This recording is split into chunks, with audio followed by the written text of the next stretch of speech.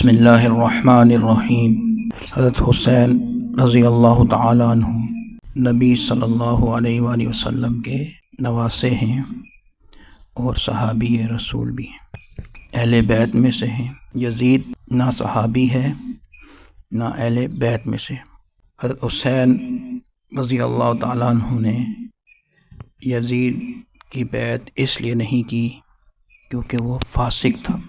اگر یزید کو فاسق نہیں مانیں گے تو صحابی رسول نواسہ رسول حضرت حسین رضی اللہ تعالیٰ عنہ کو باغی ماننا پڑے گا، اور حضرت حسین رضی اللہ تعالیٰ عنہ باغی نہیں ہیں بلکہ جنت کے سرداروں میں سے ہیں۔ حضرت حسن رضی اللہ تعالیٰ عنہ اور حضرت حسین رضی اللہ تعالیٰ عنہ ان کے بارے میں نبی صلی اللہ علیہ وسلم نے فرمایا سیدہ شباب اہل الجنہ، جنت کے نوجوانوں کے سردار۔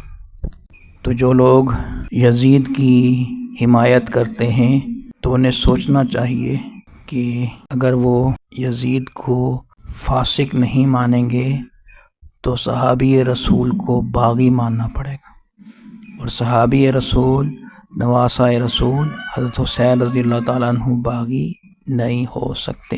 بعض لوگ یہ کہتے ہیں کہ یزید نے حضرت حسین رضی اللہ تعالیٰ عنہ اور ان کے قافلے کی شہادت کا حکم نہیں دیا تھا، انہیں شہید کرنے کا حکم نہیں دیا تھا۔ تو بات یہ ہے حکومت کس کی تھی؟ یزید کی تھی۔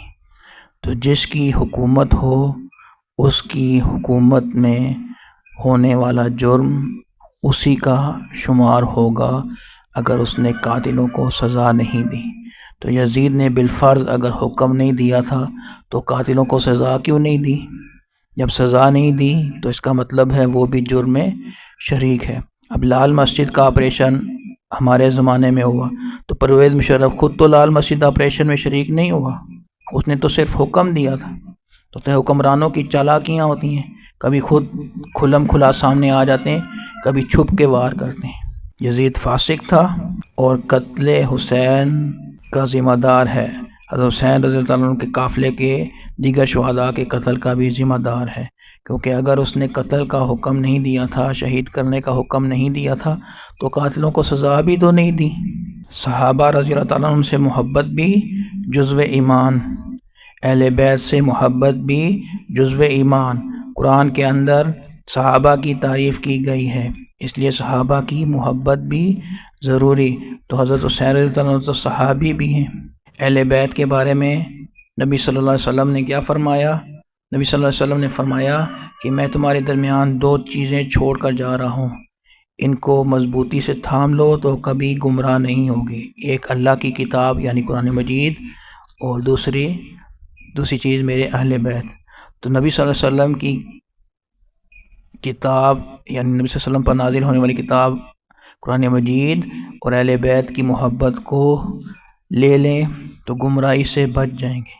اگر اہل بیت سے محبت کو چھوڑیں گے تو اس میں بھی امت کا نقصان ہے۔